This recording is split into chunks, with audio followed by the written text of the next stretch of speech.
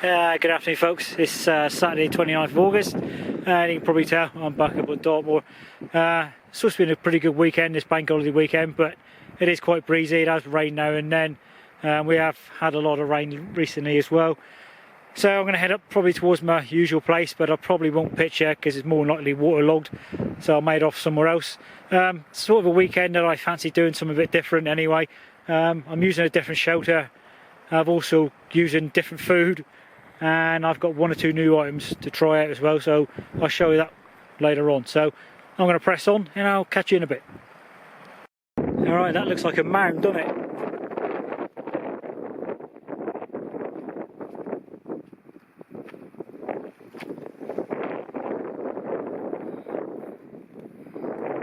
I just stood in that. Right, this is probably a view you recognise. This is my usual pitch. Usually fine when we've had a lot of rain up here. This area is quite squidgy, boggy like. At the moment there's only a little squidgy patch there, but where I normally pitch along there, that's all bone dry. It's not damp underfoot. A little area here doesn't seem too bad. I think it was a little bit squidgy there. If it was bad, I was going to head up that way and pitch up halfway up there. There's a little flat area. If not, I thought about going up to the top of the Tord, but it's pushing 5:30. I'm going to have another scout round here, see if there's anywhere slightly better, but otherwise I think I'll pitch in the usual place. Well, it was a good job I got the shelter up because it's just started to spit a little bit, but anyway, there's a shelter for tonight. As you can see, it's a different colour. It is still a 6 Moon design shelter, but rather than the Lunar Solo, which I normally use, this is the Gatewood Cape. I haven't used this one for 2 or 3 years, so I thought I'd take it out, give it a whirl. It has the Serenity net inside, and if you're a Gatewood Cape user, you may see that's quite a high pitch. The pole, the trekking pole, is set to 135 centimetres, which is what, 52 inches, 53, something like that. I have got it set up high because with the Serenity net inside, you do need quite a gap around the side for ventilation. There is a video on YouTube about it and I have described it in the past, but yeah, it seems alright. I've yet to put on the side or the end lines.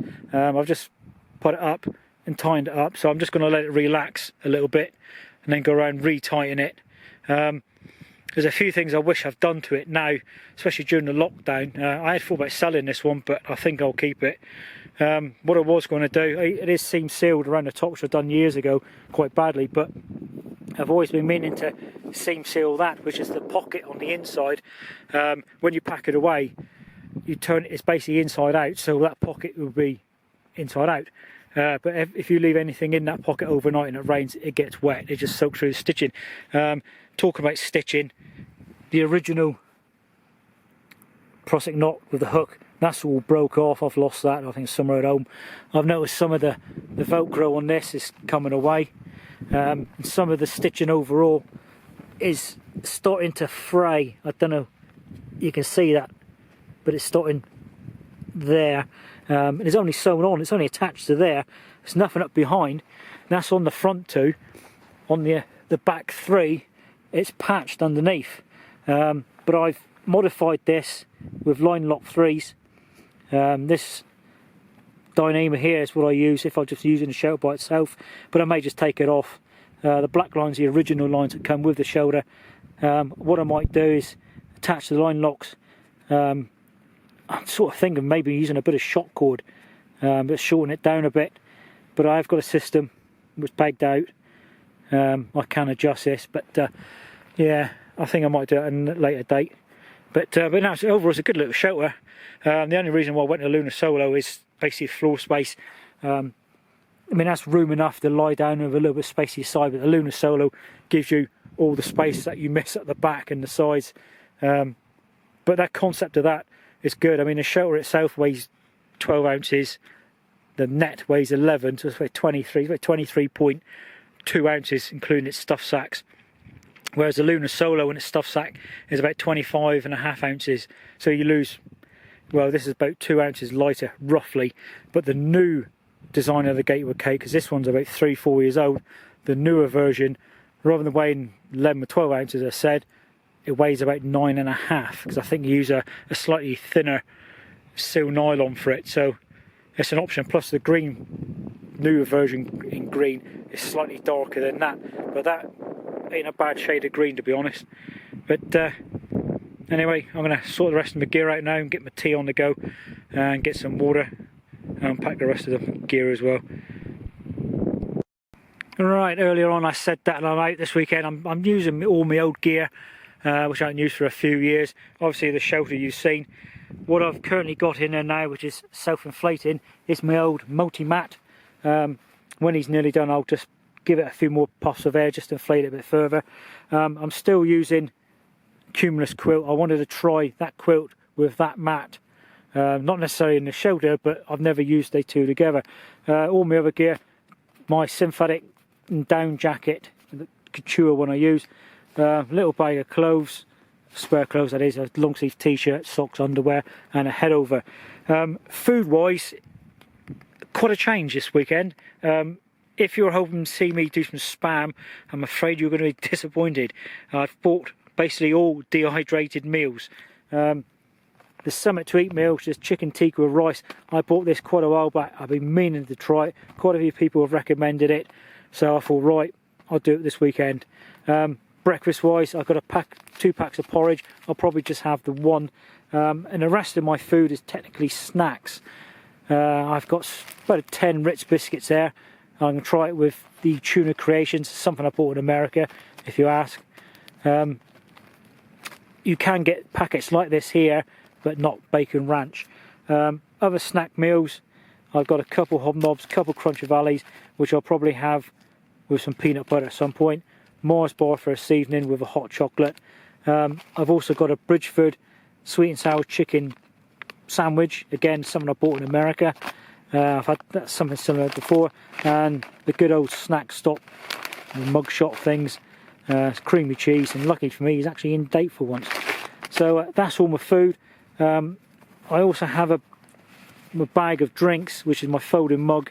I've got some tea bags, sugar, milk powder. I've got another bag of drinking chocolate and a couple of fruit drinks, plus salt and pepper. Then a little squeezy bottle of fruit drink, so I can pour some water in the glass, squeeze a bit of that fruit drink in and drink it, rather than have to keep filling up water bottles all the time. My other gear, obviously a diddy bag of another one like that one, with power charger, headlamp, or head torch should I say, and my pocket radio. My cooking gear is just this one. You've seen this one before. This is my Alpkit 400 mug inside my homemade pot cosy. I have a GSI folding spork on top. I've also brought my Tokes long handle spork spoon as well. Inside that is a Storm & Norman cone. I've got a mini bit glider. I've got the hot lips to fit around this mug, and I have 4.5 hexamine blocks, plus a pot scourer and a piece of cloth. I know for a while a quarter of a hexi block will boil 300 ml of water to a rolling boil in this pot using this cone. So I thought I'd give that a try. I do have a mess burner with me and about 60 ml of mess just in case as a backup. No gas stove this weekend, no frying pan. As I said, it's all dehydrated meals. So if you're asking about this, this comes in at 10.5 ounces, about 295 grams. One other bit of kit I've got, recent addition, it's a new water filter. It's an MSR Trail shot. I normally use the Sawyer squeeze system, either the standard size or the mini. I'm not using it this weekend, basically because I've destroyed another bag on my last trip, and I've only got one spare bag which I have brought with me. It's a 1 litre bag, but I do like the idea of being able to filter water on the go, so I can just go up to a stream or a puddle, put this in and just squeeze the base here. It's supposed to do about 1 litre a minute. I have tried it earlier on in a 600 ml bottle and it filled it up pretty quick. I still have a MSR Mini Works, which is much bigger. That one weighs about a pound. It fits on top of a Nalgene. Same thing with a hose, but like I say, it's just big and bulky now. If you're interested, this thing does about 2,000 litres. and it weighs, I think, like 4.5, 5 ounces. So it's only a little bit heavier than a standard Sawyer squeeze. So I'm going to have to get some new bags for that, I think, at some point. So that's basically all my gear. My waterproofs are in there, camera tripod, first aid kit, all my medication for obvious reasons now, and just odds and ends really. That is it. That's all my gear. My total weight of my rucksack this weekend was about 20 to 21 pounds, about £5 lighter than usual. So I'm going to get some water now, then I'll come back and sort out the quilt and crack on and have my tea. I've just come back from doing some water. I've done the 1 litre Sawyer bag and the 700ml bottle. The water in the Sawyer bag is drinkable. It's not, I normally fill it up and then filter it, but it has been cleaned out. So, but I'm impressed. I've timed myself doing 1 litre of water, 1 minute 10 seconds. So I've now put some of that into the Alpkit 400 in the Storm and Norman cone. I've got Hexamine on a little piece of foil. That's about the size of it. I'm sort of just enjoying the smell of it as well. I haven't used Hexamine for a while, but it always brings back a few memories from many, many years ago. So the mug is filled right up. It's about 350ml in there, and I can hear it starting to boil. So I think there's still some Hexamine left in there, but yeah, hurry up because I'm getting hungry. Yeah, it's gone 7 o'clock. I've just finished my tea. I really did enjoy that chicken tikka with rice. I'm not a big curry fan anyway, but that I did enjoy. I would have it again, but the downside of these sort of meals is, like I've said in the past, it's the cost. £5.50 for that. For that money I can get quite a bit of other type of food, like spam obviously, and have that for tea. So I'm just getting my tea bag and that ready as well. Water's on the go. Hexamine blocks, spare ones are there. And just a quick tip, best thing for lighting these things is use an old turbo flame lighter. Your standard Bic lighter is absolutely no good. What you want is one of these things that puts out a hell of a blinking flame. But I can, by the sound of it, my water's coming to the boil now, so I'm going to have a drink then have something else to eat, I think. It's 8 o'clock now, and it's obviously this time of year it gets a bit darker a bit earlier. But one thing I have noticed, though, it is a bit fresher up here. I can't see it being frosty, but I should be alright if it was. But they did say it was going to be a fairly cold weekend. But to keep myself warm, I'm going to pour myself a nice whiskey and coke. It'll be just that one there, as you see. Obviously, with the medication I'm on, I can't drink too much anyway. So I'm going to enjoy this. And if I don't do any more filming, I'll catch you in the morning. Yeah, good morning. It's about 8:15. I've been up for a little while. It's quite a nice morning again. A little bit of a keen wind. Was a bit nippy last night. Wasn't frosty. The ground looks like it's frosty, but it's just covered in dew. So shelter done well. As you can see, there is quite a gap between the net and the tarp itself. So a little bit of condensation on it. So I'm going to wait until the sun gets to it to help dry it out.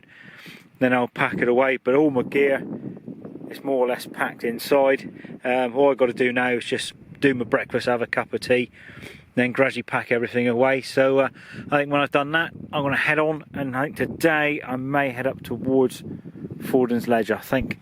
I don't think I've been there since last year, but I'll decide when I'm all done. Right, it's just gone 10 o'clock, I'm all packed up. So that's where I was camping to last night. Pitched there, so obviously leave no trace. I've just gone around the area, make sure I've not left any tent pegs or anything. All my rubbish is in the bag. Bag's looking pretty empty for some reason, but at least it's going to be pretty well lightweight. So time to press on, I think. Alright, currently on Forden's Ledge. It's just gone 11 o'clock, so I've done pretty good on the time. There's Stinger Tour over there, there's a few people walking along.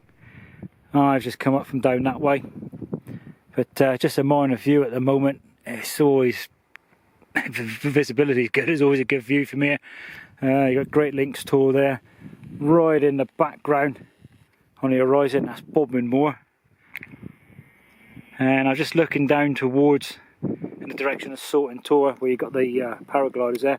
There's been a big landslide on the side of the hill, so it looks quite bad actually. But Also down in this valley, if you remember from previous videos, it's where the B24 crashed. There's a little bit of wreckage just down there, just above the horizon there, above the edge, and it goes up the side of the hill in that sort of direction there. But I'm going to have a few minutes here, have a look around with binoculars, and then I'm going to head on towards highway I was in yesterday, I think.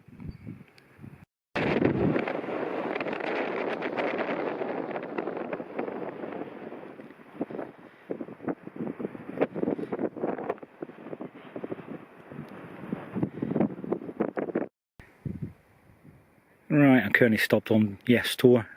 It's just gone midday, so I thought I'll have a spot of lunch. So water's on the go, and I'm going to have some tuna with some Ritz biscuits. And when I've eaten all that, I'm going to head on down to West Mill Tor. Then from there, hopefully head over to East Mill Tor and take it from there.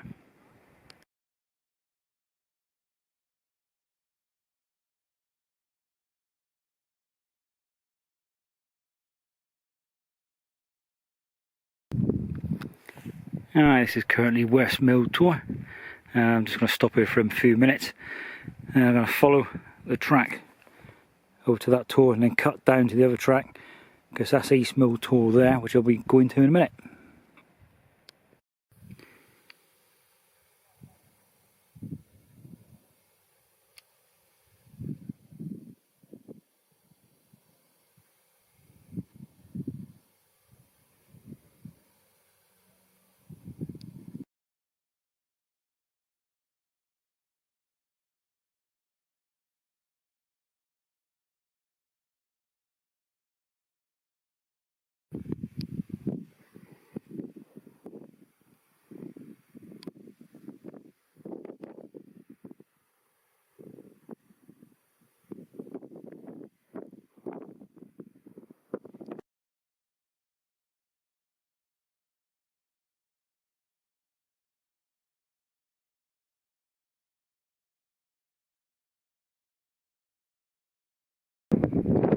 I'm still on East Mill Tor. I've stopped here for a while, done a bit of time-lapse photography.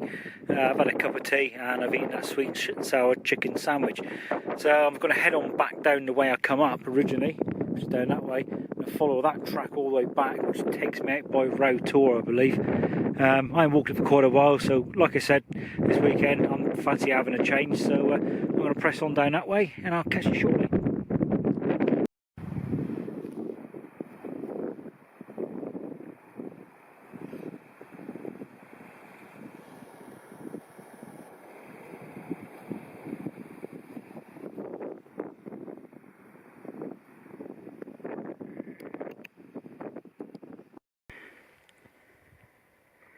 I'm currently on Row Tor. That was West Mill Tor there. I've just come from East Mill Tor there. So I'm going to stop here for a few minutes and then I'll crack on towards Oldcampden. Right, I'm heading off the moor now. It's been a good weekend. It is great fun to actually take out some old gear which you haven't used for a while and just give it a bit of an airing, like with shelter and my mat. Also enjoyed walking the places I haven't been for quite a while, like the 2 Mill Tors, the east and the west. So yeah, enjoyable weekend. I'll have to do something again soon. So if you like this one, give us a thumbs up. If you've got any questions or comments, leave them in the comments box below and I'll get right back to you. So from me, I'll see you all again next time. Cheers and go.